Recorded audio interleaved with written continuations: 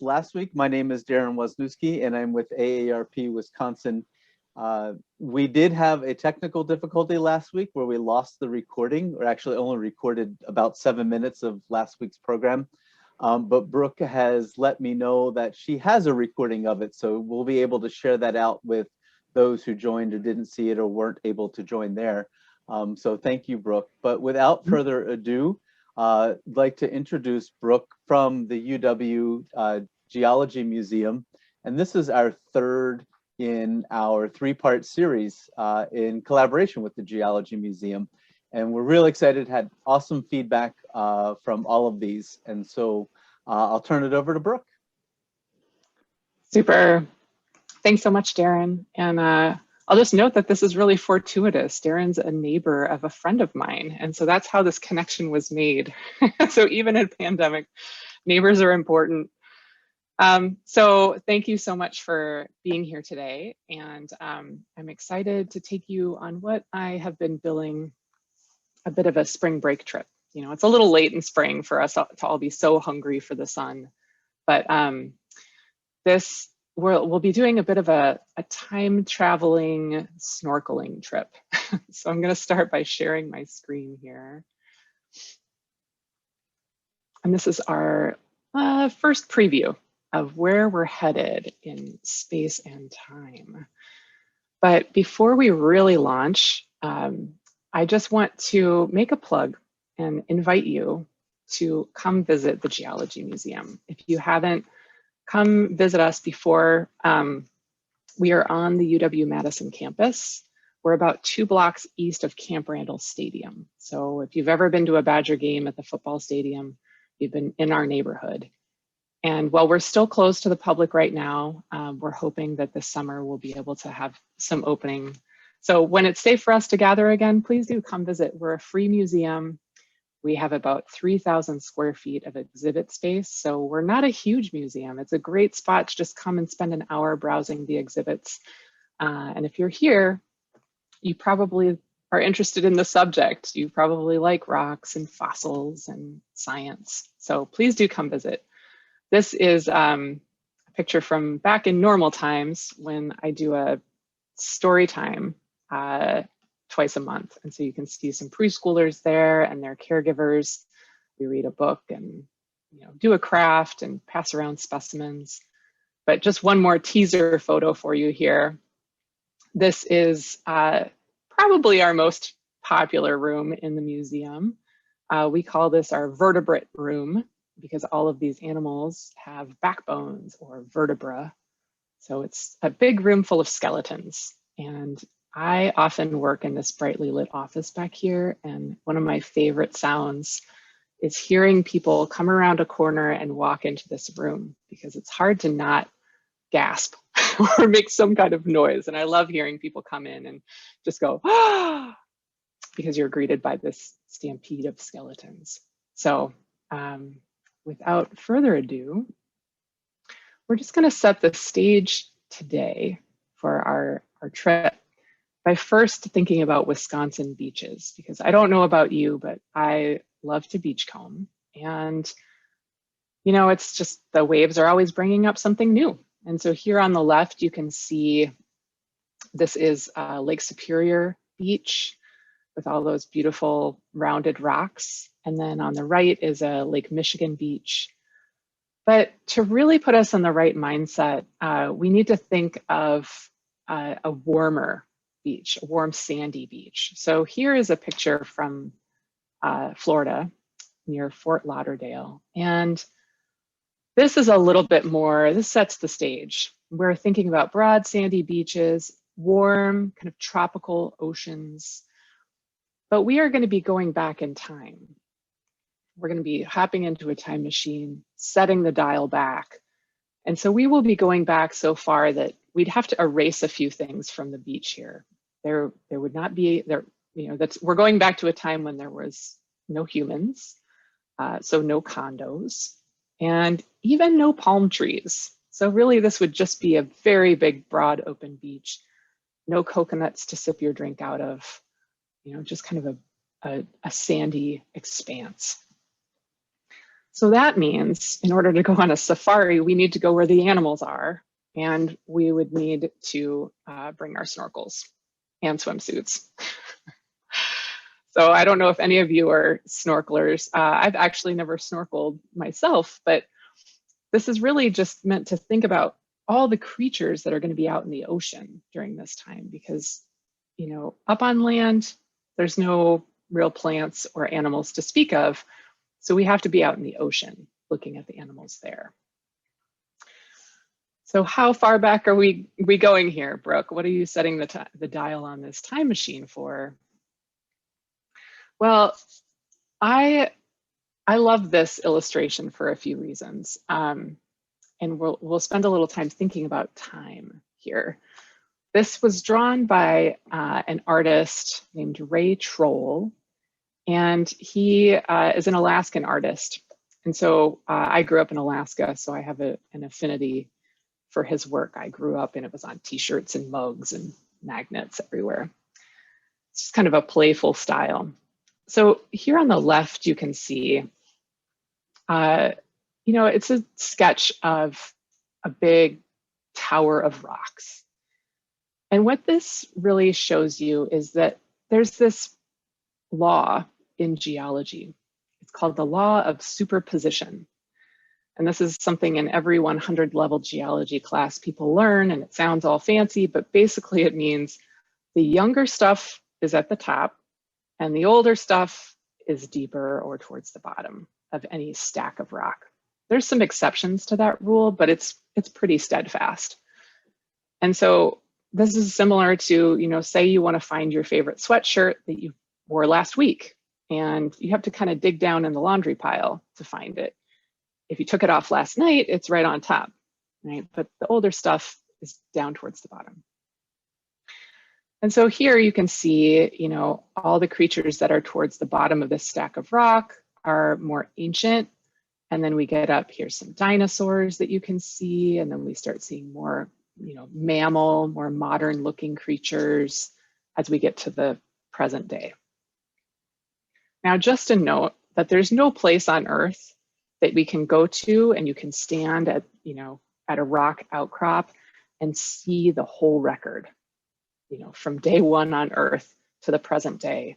And that's what makes it fun and challenging for geologists, is that you have to, it's a patchwork, and you have to go to different places around the globe to really see different time units of rock and then put that picture together. So that's looking at the left. If we then look at the right-hand side, here you can see all of these units of time that geologists use to describe these sets, chunks of time. I like to think of this a little bit like a stack of books on the right-hand side. So here, if you look on the blue, this is called the Paleozoic. And so this large chunk of time, we call it an era. So let's just think of it as the Paleozoic book. And that book is really going to tell us the story of all the things that happened between 542 million years ago up to 252 million years ago. And then just like a book, there are chapters and then pages and paragraphs, and you can get smaller and smaller and smaller units. And the same applies within the rock record. So when I say Paleozoic, I'm putting my arms around a very big chunk of time. But where we are going today is the Ordovician chapter of that book. So this is the Ordovician period. And so suddenly we've restricted how much time we're talking about to about 40 million years. So still a lot, right? Here we are between 488 and 443. And that's where we're going to be spending our time today, is in the Ordovician. Now, again, just to kind of put this in time, you know, the dinosaurs, you see some familiar words up here. If you've seen Jurassic Park, that is about dinosaurs and, you know, it's talking about this unit of time. It takes some liberties. There's some dinosaurs from other periods in there, but here's the Cretaceous. That's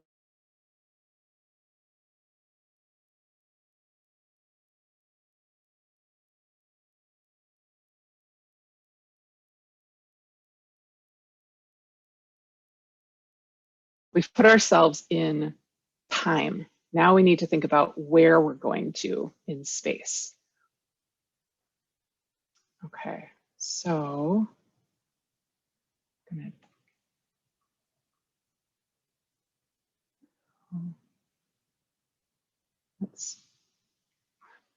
but just to drive home the book analogy, first a quote from one of my favorite authors, John McPhee. If you're looking for some reading this spring and summer, I highly recommend some of his books. But he really connects these dots to, my mom was a librarian, so the books and rocks connection is strong in me. And he says rocks are records of events that took place at the time they formed. They are books. They have a different vocabulary, a different alphabet, but you learn how to read them. And so today, my goal is really to help you become a better rock reader by looking at the rocks and looking at the fossils and connecting dots between them to help you understand what some of the creatures are that we can find in the rocks here in Wisconsin. Okay, but to place ourselves in space, this is a reconstruction by an artist of what the Earth would have looked like around 450 million years ago during the Ordovician. And so just to orient ourselves here, the blue is ocean, the light blue is shallow ocean, the brown is dry land. And if you can see on your screen, there's some faint black lines on here. That's outlining the Canadian provinces and the United States. So I'm going to circle Wisconsin here. All right, so this is where Wisconsin was located during the Ordovician. So let's orient ourselves a little bit here because it looks different than the globe today. First off, here is the equator, right? So a big shift is that North America shouldn't be called North America during the Ordovician because it's rotated on its side and it is south of the equator. So when I say tropical seas, I mean it. This is, this would have been warm, tropical sub-equator oceans that we're talking about. And then I also want to just point out that, we're rotated on its side here, but southern Wisconsin is covered by water and northern Wisconsin is dry. And how we know that is because of the rocks that we find here. Rocks, again, are records of events that took place at the time they were formed. So the rocks that we find today here in Wisconsin that are from that age, they tell us these were deposited underwater.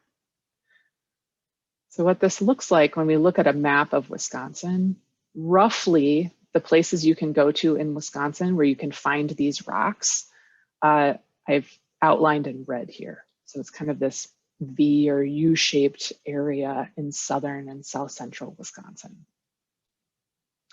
So if you've driven around in the Driftless area, if you've gone to Door County, whenever you see a road cut, in these areas, you are looking at rock that's around this age. Okay, so here's our first glimpse of the rock I'm talking about. So this might look familiar to you. You may have picked up rocks like this before. If you were holding this in your hands, it feels just a little gritty. It's made of mud that was deposited at the bottom of this ocean. Right? So you can even imagine yourself walking out into an ocean and you could feel sand, between your toes, and the further out you go, it might be muddy, or just like a little finer grain sand. That's what we're looking at here, is that mud and sand that's at the bottom of the ocean. And then you can see all these textures, right? Here and here and here and here. These are all fossils that are on this one surface of the rock. So what we'll be doing today is I'll be showing you an artist's drawing of what the creature would have looked like when it was alive 450 million years ago. Then we'll look at an image of a modern relative of that creature. right? Just to get a sense for what do these animals look like. And then I'll be showing you a picture of the fossil that we find. Now, this can be tricky sometimes because the fossils that we find here in Wisconsin, we often don't have the actual shell material anymore. What we have are called internal molds, and that can kind of make it hard to figure out what kind of creature you're looking at. And so to help explain internal molds, I have my niece here on the beach, and she is building a sandcastle. So she's got a bucket and she's filling it up with sand. And then when you flip that over, right, and you shimmy the bucket off, what you're left with, your sandcastle, is the internal mold of the bucket, right?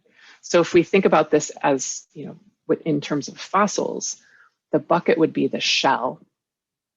And then the internal mold is, let's say that shell gets filled in with mud, the shell dissolves away and is gone.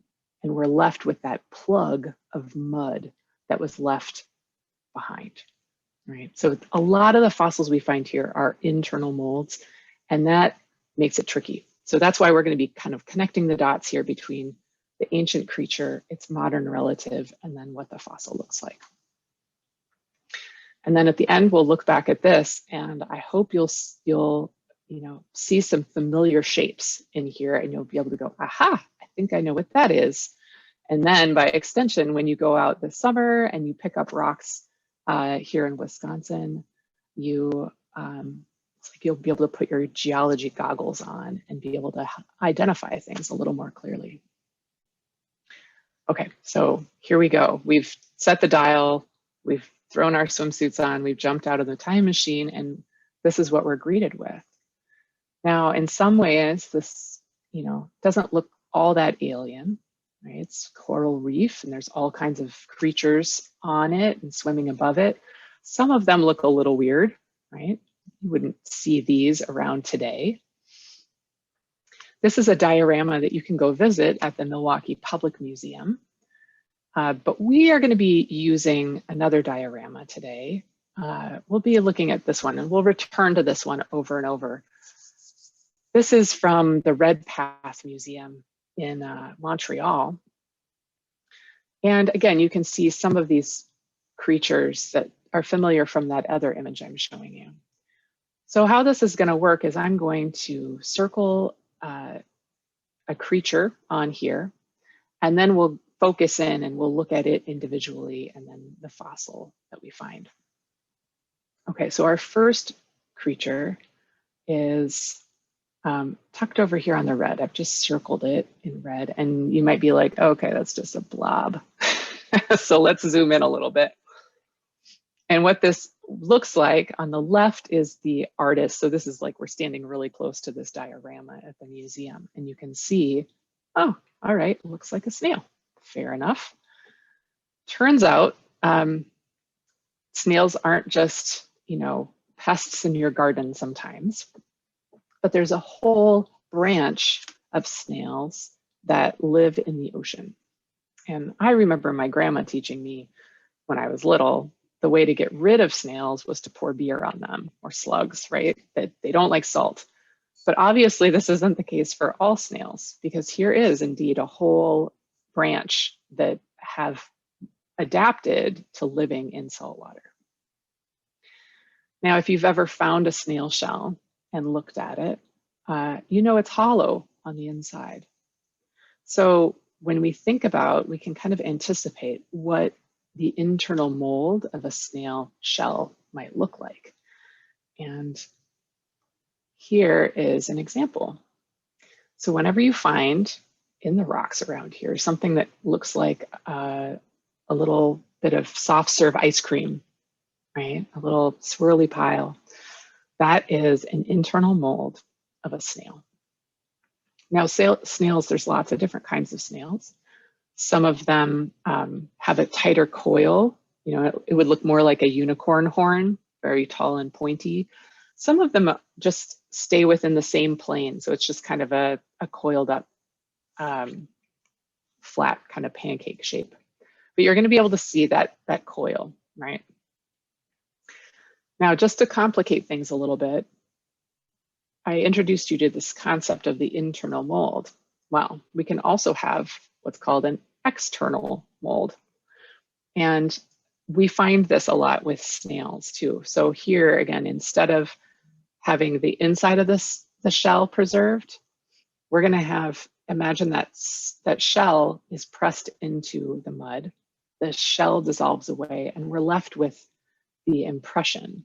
And so that looks like this. So you can see this little girl has a rock, and here it almost looks like a little whirlpool, a little tornado going into the rock. And so that is an external mold. So in both of these cases, we don't have the shell itself is not preserved, but these count as fossils. We can learn about these creatures through the external and internal molds as well. Okay, so I started off with kind of the easy softball. Next, we're going to look at a creature that, you know, on the surface kind of looks the same, shell-wise. You can see, okay, sure, it's got this coiled up shell, but the creature that lives in that shell is very different. So these are not snails. This is a group of animals called cephalopods. And they're most closely related to squid and octopus that are alive today. And, you know, just like squid and octopus today don't have a hard shell, these ancient ancestors did. So they would just live like the animal itself is living in a chamber that's right here, and then they poke out the end. The rest of the inside of this shell is really complicated. So while snails are just hollow, this creature, if we could cut this shell in half and swivel it open, what you would see on the inside is a whole bunch of rooms. So there are walls all the way through this shell, and then there's a tube that connects all of those rooms. The name of that tube is one of my favorite geology words. It's called a siphuncle. It's just kind of fun to say. So the siphuncle is this tube that connects all of those rooms. And what's going on here is that the animal is able to move air and water through the siphuncle into those different rooms of the shell. Why would it want to do that? Because that allows it to be more or less buoyant by moving the air around. And so just like a submarine can move up and down in the water, these creatures can do that as well. So it's a little misleading to see this creature lazing about at the bottom of the ocean, because these were really dynamic animals and they would be swimming up in the water. What does this look like though? Here's one example. So this is an external mold of one of these shells. And something that would make it distinct from a snail external mold is you can see these ridges on here, right? And that's reflecting the outside texture of the shell of this creature, right? But you can see it's got this coiled shape to it. Now, we're gonna look at a relative of the one I just showed you, and we'll get to see the internal architecture of the shell a little better on this one. So this too is a cephalopod. Here too, also taking a nap effectively, hanging out at the bottom of the ocean. But these are the top predators in the ocean at the time. These are the ones you wouldn't want to bump into. They have a very hard beak, and they were predators, so they would be eating whatever they wanted, really. And there's even fossil evidence of them preying on each other. So there'll be like chunks out of shells. Now, again, these are related to modern squid, and you can see that in the soft part of this creature, right? They've got those long tentacles, big eye. But now when we look at the inside of the shell, this is where we have to it's a bit of a brain teaser, because remember with internal molds, everything that was a space in the shell is now going to be filled with mud. and every place that was shell will now be empty. All right, so it's almost like a negative image. So let's look at what this looks like. Now, often when people come to the museum and they've found something in a rock and they want us to tell them what it is, help them identify it. With these, often what they'll say is, I think I found a backbone, right? It looks like a backbone. And that's always the little like flag that goes off for me and it goes, aha, I bet it's a cephalopod. Because it certainly looks like a backbone here. But again, imagine all of the empty spaces are now filled with mud. So this used to be one of the chambers, right? A room. And then here where it's empty, this used to be shell. So chamber, shell, chamber, shell. And we keep going and check out this thing connecting all of those rooms.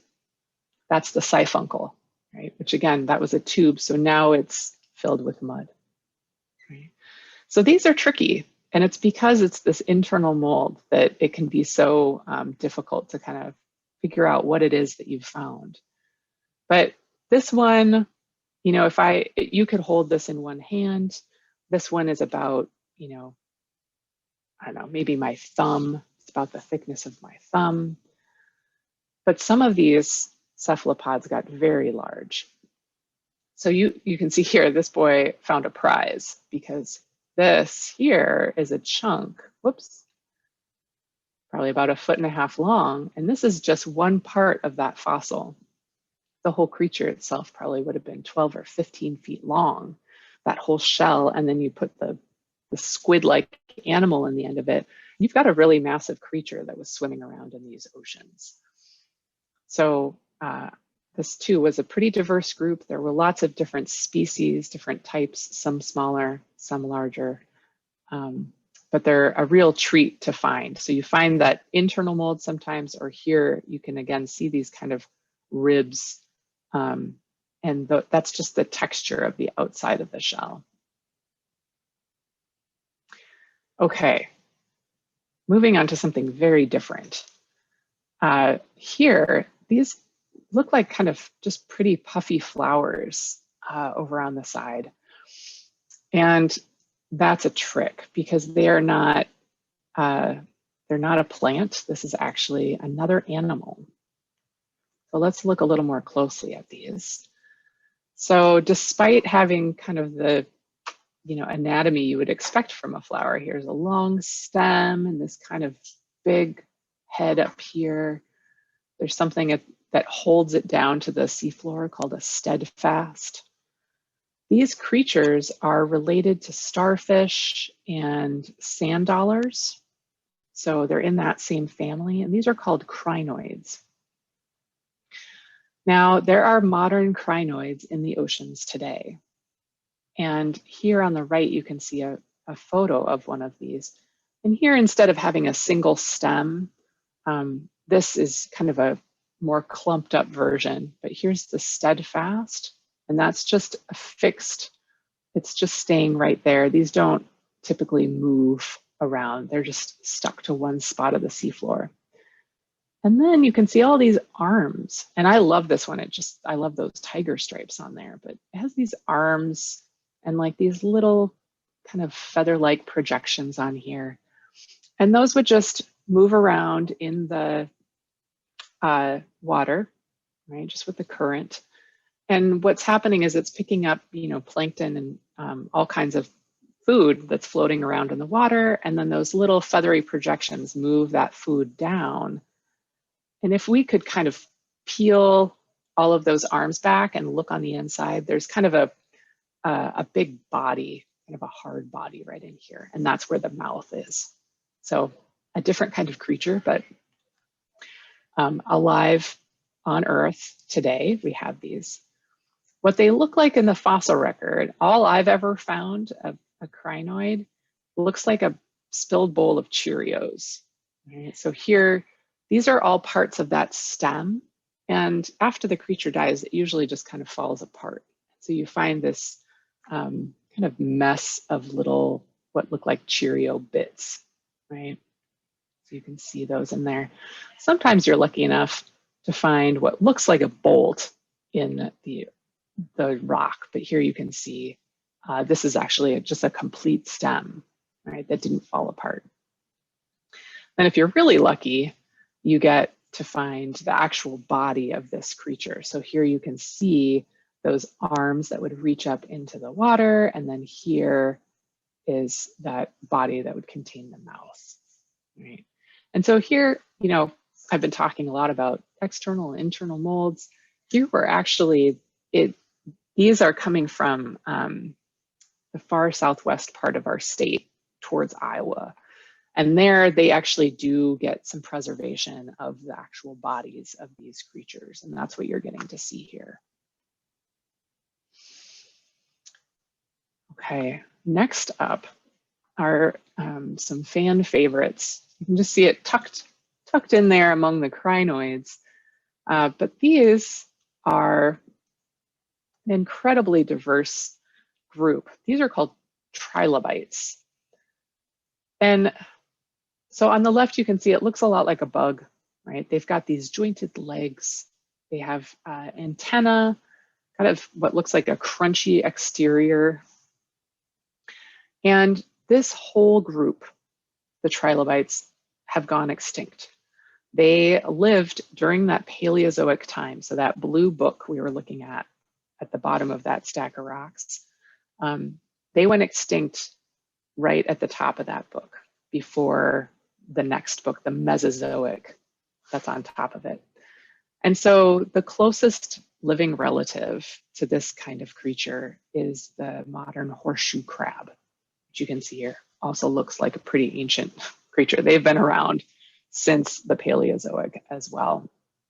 But these are the most closely related to a trilobite. Now, here in Wisconsin, trilobites are special because they are, this one in particular on the right-hand side here, this is our state fossil. And so its name, this particular type of trilobite, is called Calemony calebra. And I like that it's very fitting for Wisconsin. It's kind of a modest looking trilobite. It's about 1.5 inches, 2 inches long. And you can even see here these bulges. This is the head up here of the creature. These bulges are its eyes. And then one other, I told you one of my favorite geology words is siphuncle. Another one for you Scrabble fans out there, pygidium. And that's the name of this tail end of a trilobite. It's just this little bitty end here. And so this group of animals, they get their name from the shapes of their bodies. So if you look at this word trilobite, the tri is similar to tricycle and triangle, triceratops. It means 3. And so what do we have 3 of on here? We have 3 lobes. Right? So sometimes geologists or paleontologists are creative namers and sometimes not so much. So here we have 3 lobes, the central one and then the 2 on the sides. This is another kind of trilobite that can be found in Wisconsin. You can see a whole bunch of them here. But I want to show you just a little bit more of a taste of the variety of trilobites that can be found around the world. So again, while these are extinct, there are all kinds of body types that you can see here. So this one is kind of a favorite of mine. It looks a little punk rock. It's got, you know, all of these kind of mohawk spikes running down the back. And these are its eyes. They kind of look like big movie theater screens. Over here, this is one that's on display in our museum. It looks plain enough, except for these are its eyes that are on stalks. So this was an ambush predator, and it would bury itself in the mud at the bottom of the ocean, and then its little eyes would pop up above the mud, and it would wait for whatever it wanted to eat, and then it would pop out and grab it. So just kind of a little bit of a grab bag as to what different trilobites there were. But this is just a small taste, because if we add up all of the different trilobites that are known, there are over 17,000 different species of trilobite. This was a huge group. There were ones that were smaller than sesame seeds. There were ones that were 2.5 feet long, different species.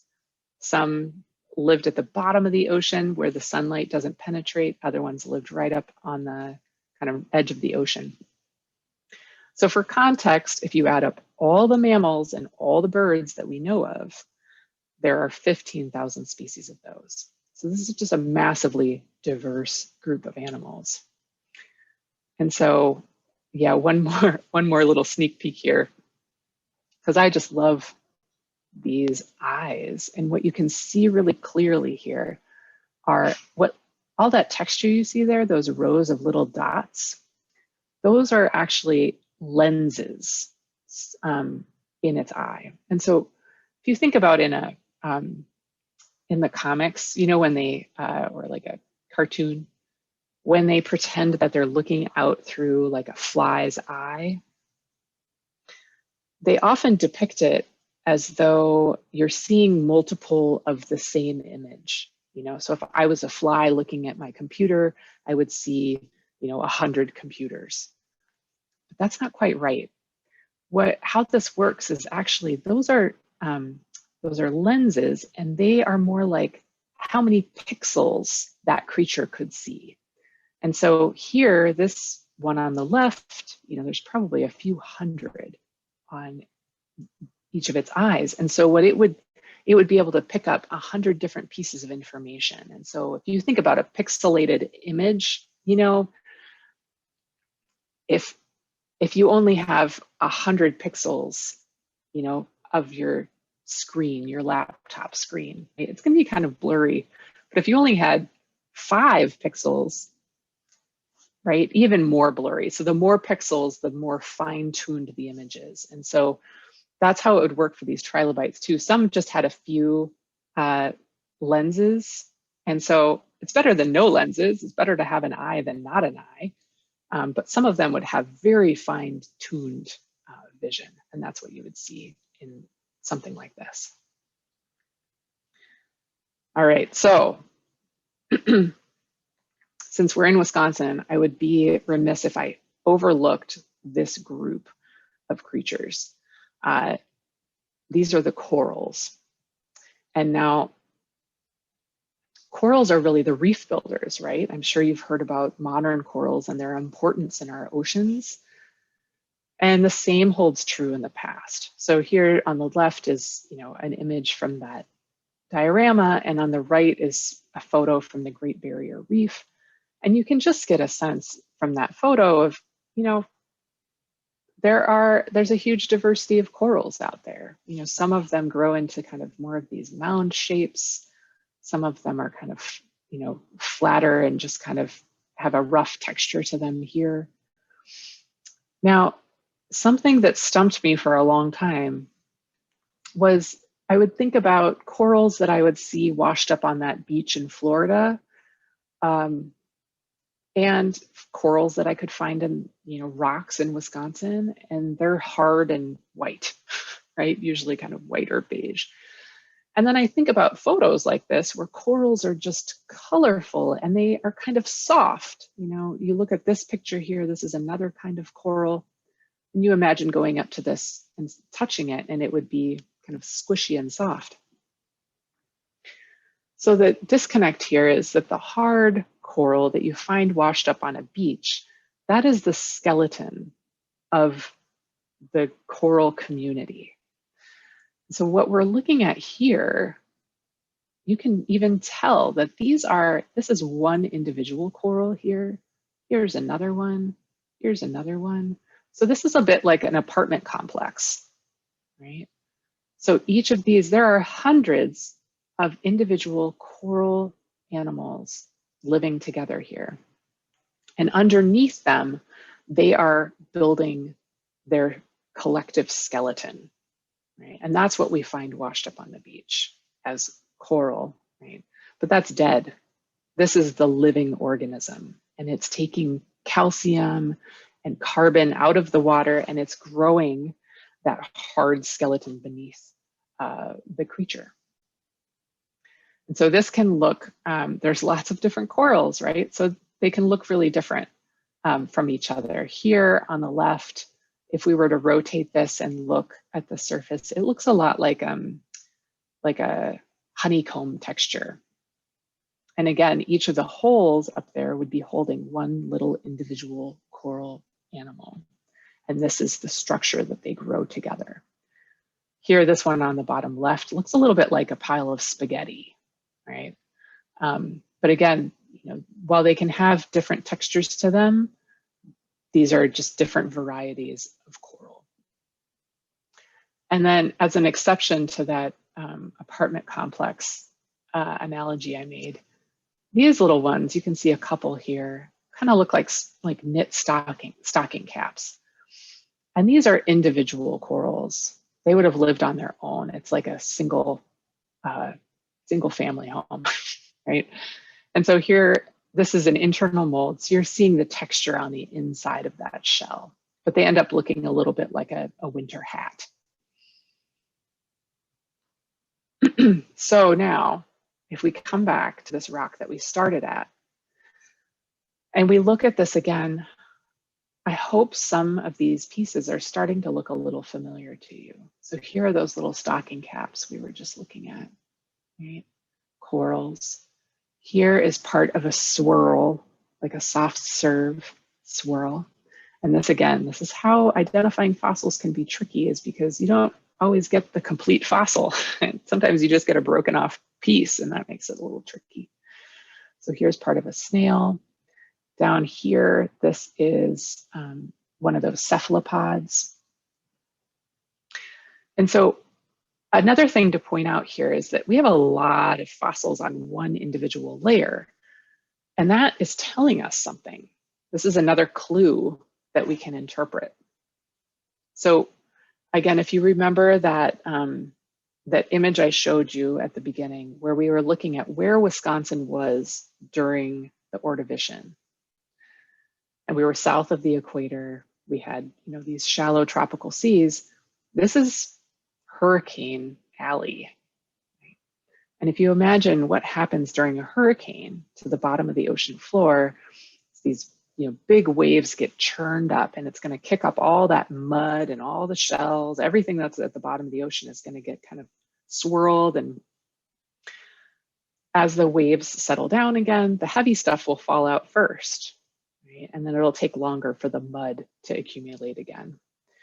So whenever we find these concentrated jackpot layers, this is telling us these are storm deposits, and it's where all of that material at the bottom of the ocean got churned up, and then all of the fossils got concentrated together. So my tip to you would be, when you're out looking for fossils, when you're picking up rocks and looking at them, you'll find individual fossils in rocks, right? I've shown you examples of those, but sometimes you find these jackpot layers, and that's really fun. You pick up a rock and flip it over, and you've got this bonanza of fossils sitting right there. So you don't have to spend a ton of time with every rock kind of like closely examining it. The fossils are going to pop out to you. You will notice them if they're in that rock. So you can kind of give everything a quick look, but just chuck it and keep on looking. You don't need to pore over every little tiny piece. And so with that, I would just encourage you to find a new spot to explore outside this spring and summer. And fossil collecting is a fun thing to do. Being outside is still a pretty safe choice right now. So I will leave you with some resources. I like to make, as you can see, I keep these within arm's reach. This in particular, I'll stop sharing so you can see my screen a little bit bigger here, hopefully. So this is called The Common Paleozoic Fossils of Wisconsin, and it's just about 30 pages long. But I've just been introducing you to these groups. If you find a fossil and you want to know exactly what kind of coral you found, this is a great resource because here it has these beautiful pencil drawings. And then in the caption, it'll tell you like, oh, I see. Yeah, A is Strombodes. And you can figure out exactly what kind of snail or coral that you found. And one other that I love to plug is the Roadside Geology of Wisconsin. And it starts off with an introduction to rocks in Wisconsin. But what's really fun about it is that, you know, let's say you're going to drive up north to Ashland. You can pull this out and you can look at the individual roads that you might be driving, and it'll tell you what rocks you're driving over, perhaps where you could pull over and even see some examples of the rocks, because Wisconsin has some really fantastic geology. You know, we have great stories, so this is a great place to start too. You can tuck this into your glove compartment and you'll be all set. So with that, I'm happy to answer any questions people have. If you want to pop them into the chat. Mary is asking, she's saying she's new to Wisconsin. Where would she be likely to find fossils like the ones I've shown? It would definitely be if you live in the southern part of the state. You know, the rocks that you can find in this area, any of the rocks, so that one I was showing you over and over, I have it here on my desk. Any of these rocks that are this kind of beige color that you would see on the side of the road, it's a good place to look. Here, I'll plug this one more time. This is downloadable, and I'll put a link in the chat because there are a few pages in here that actually gives you some particular spots, depending on where you are in the state, you know, that you can go and look for these kinds of fossils. I have my own favorite spots here around Madison. If you're local, off of PD, right, just south of Madison, right kind of on the Verona-Fitchburg line, there's a Target and a Hy-Vee on PD, and there's some rocks right behind those. They blasted this big hill to put in those two stores. And looking at the bottom of that kind of little cliffy area is a good spot. So those of you who are local, I'd point you to that spot. What else? What other questions do y'all have? I'm going to look up this link too so I can throw it in here.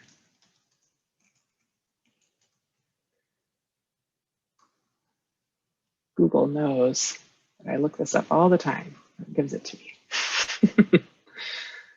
Let's see. All right, so that's the link there, and you can just download and print that. It's from the Wisconsin Geological and Natural History Survey, and they have lots of really great publications. So their website's a fun one to just kind of poke around.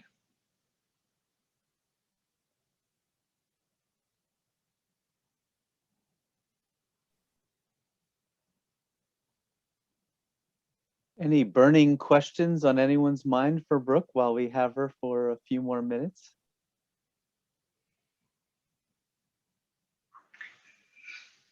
This was, again, another very insightful presentation. Thank you, Brooke, for sharing your knowledge and your passion with us. It's from someone who travels all around the state. I'm looking forward to getting out and exploring a little bit more as I travel around. So the Roadside Geology of Wisconsin is, I ordered that last week after you talked about it so that I can keep it in my car. Yeah, it's a super one. I refer back to it a lot. Our geology is really complicated in Wisconsin too. So it's one that you can revisit. You're like, oh, wait a minute, what are these? I'm going to Rib Mountain. What is Rib Mountain again? All right, does the museum do walking fossil safaris? That's a good idea. We don't. We do tours of the Geology Museum. And so when we're open again, you can always schedule a tour and come in and spend an hour with us looking at the museum's exhibits. But we don't have any field trips that we lead right now.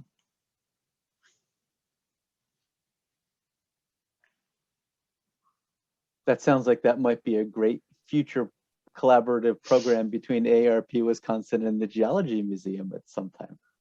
Yeah, it'd be super fun. And I know, maybe you can say a little bit more about the passport to the outdoors that you guys are doing, because that sounds super fun too.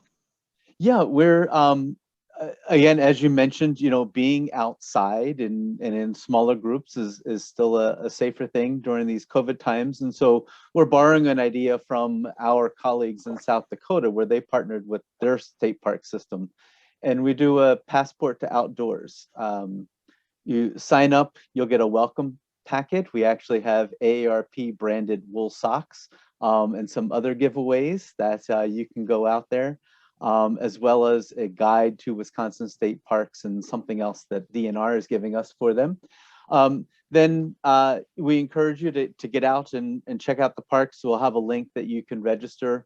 There'll be prizes that we award at the end for so many different check-ins that you do.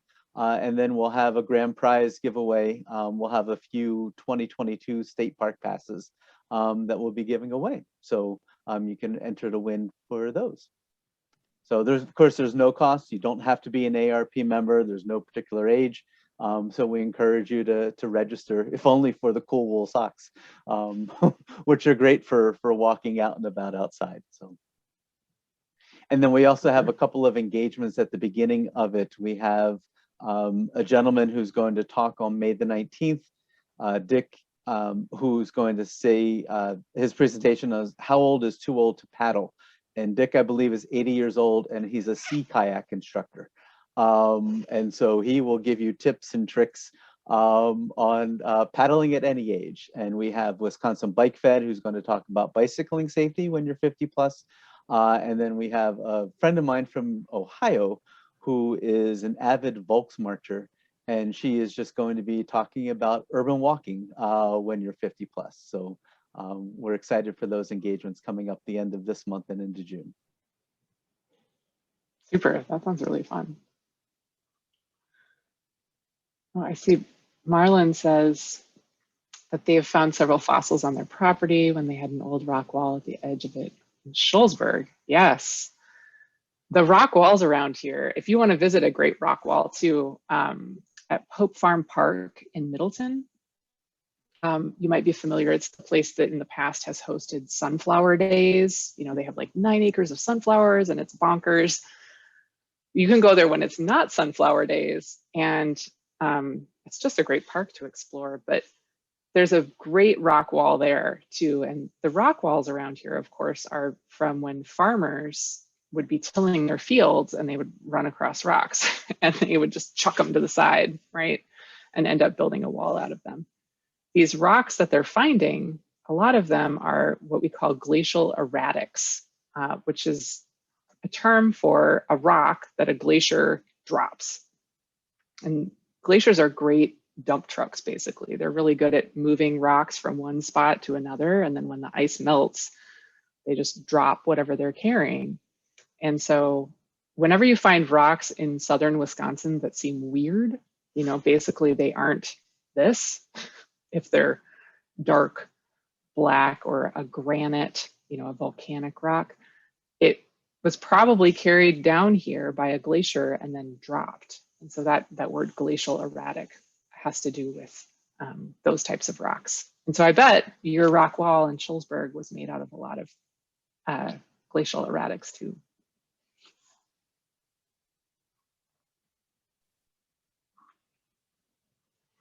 Well, if we have no more questions, again, I want to thank Brooke for her time and energy and passion she brought to this. And thank you all for attending. We had received great feedback and great emails from this program. And we just really appreciate your spending the time with us these last couple of days. We will, if all goes well, I've been watching the recording button, so we should have this recorded and we'll send a link out for everybody who registered so that you can view it again or share it with some others who weren't able to make it. So thank you all and have a great rest of your day. Thanks, everybody. Thank you.